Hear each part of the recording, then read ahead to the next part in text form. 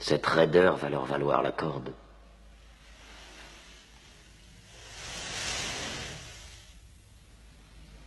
Vous ne vous prosternez pas devant votre prophète? Mahomet est un homme. On ne s'incline que devant Dieu. Où sont les miracles de Mahomet, Jafar? Si c'est bien un prophète, il doit pouvoir embraser le ciel de toutes sortes de miracles. C'est juste en vérité. Dieu a donné à ses prophètes le signe des miracles pour que nous les reconnaissions. Le miracle de Mahomet, c'est le Coran sacré.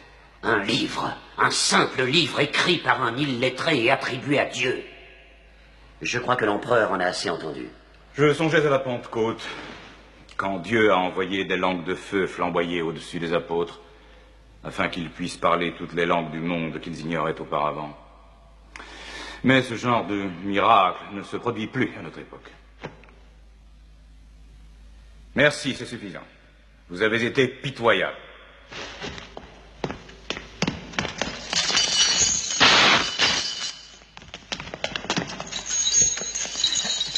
Nous avons souffert des persécutions à la Mecque. Mahomet nous a dit, allez en Abyssinie, terre d'un roi juste, où tout homme est libre de sa pensée. Ce qu'ils appellent persécution n'était que punition bien méritée, leur insubordination... Pourquoi votre prophète vous a-t-il envoyé à moi? Parce que toi aussi tu crois en un livre où Dieu est unique, comme nous. Il nous a envoyés parce qu'au fond de ton cœur, ton Dieu nous protégera tous. Parler avec ces hommes, c'est puiser l'eau d'un mirage.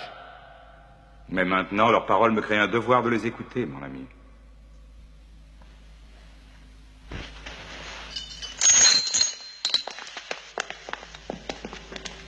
Continue.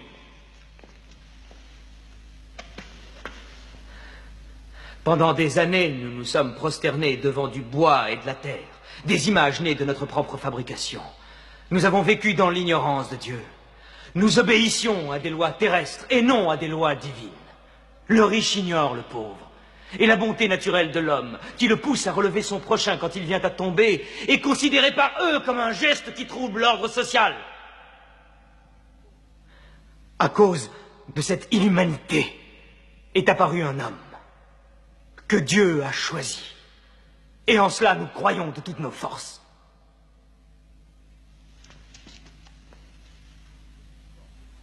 Tu t'emportes. Je te prie de reprendre tes esprits. Je parle du messager de Dieu.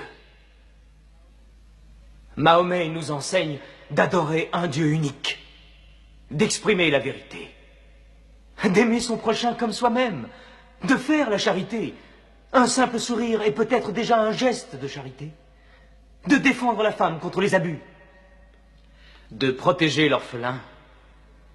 Et de nous éloigner des dieux de bois et de terre.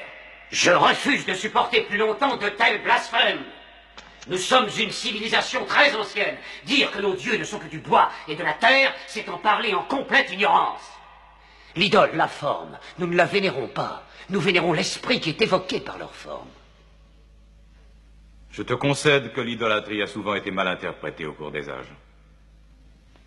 Merci. Et maintenant, revenons-en à ce qu'il dit des femmes. Dieu a bien créé la femme pour devenir la compagne de l'homme. Elle est différente, mais notre égale. Notre égale? Nous nous payons des femmes. Nous les nourrissons, nous les habillons, nous les utilisons, nous les congédions. Les femmes, nos égales?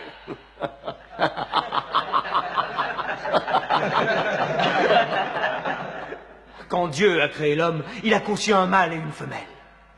Amra, je te demande de respecter en toute femme le ventre qui t'a porté. Pourquoi tes 300 dieux ont-ils la langue si liée, alors qu'un Dieu unique a une telle éloquence? Dieu nous a déjà parlé par le passé, en s'adressant à Abraham, à Noé, à Moïse et à Jésus-Christ. Pourquoi être surpris quand Dieu s'adresse à nous par l'intermédiaire de Mahomet? Qui t'a appris ces noms? Ils sont tous mentionnés dans le Coran.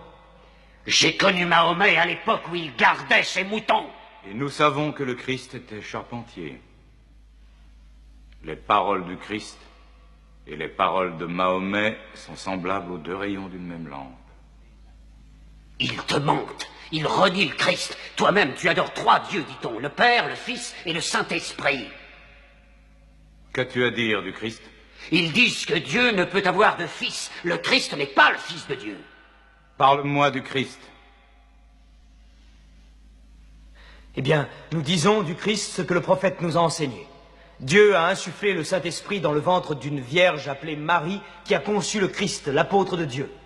L'apôtre, tu as entendu, et pas le Fils. Et ton miracle, ton Coran, qu'est-ce qu'il dit de la naissance de notre Seigneur Jésus-Christ? Je peux citer les paroles? Approche-toi.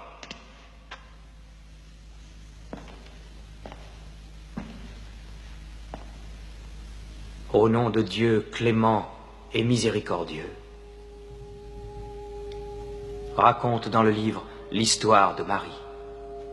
Quand elle s'est isolée de sa famille en un lieu situé à l'Orient, comme nous lui envoyons notre ange Gabriel qui lui dit « Je suis le messager de ton Seigneur. Je suis venu t'annoncer la naissance d'un fils saint. » Elle lui demanda « Comment pourrais-je avoir un garçon alors qu'aucun homme ne m'a touché ?» Et Gabriel lui répondit « Car ton Seigneur a dit, il en sera ainsi. Nous ferons de ce garçon un signe pour les hommes et une grâce émanant de nous. L'affaire est décidée. »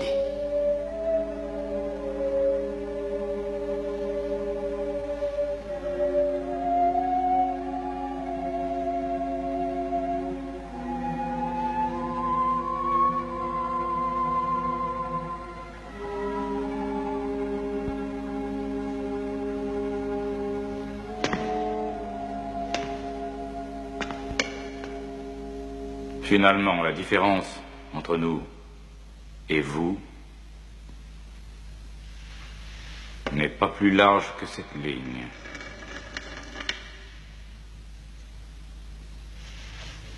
Contre une montagne d'or, je ne te les livrerai pas.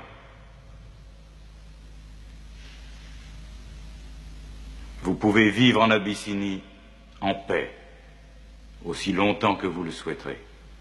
Et puisse Dieu vous bénir tous pendant votre retour.